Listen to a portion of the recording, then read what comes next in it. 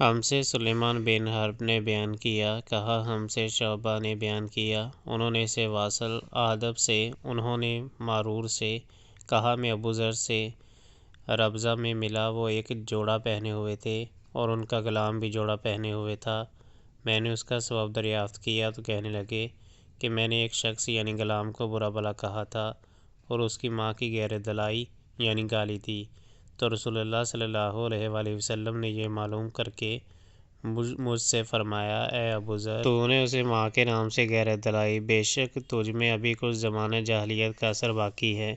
یاد رکھو ماتحت لوگ تمہارے بھائی ہیں، اللہ نے اپنے کسی مصلحت کی بنا پر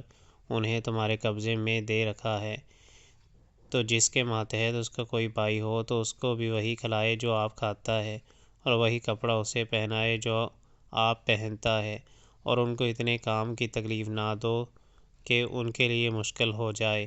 اور اگر کوئی سخت کام ڈالو تو تم خود بھی ان کی مدد کرو۔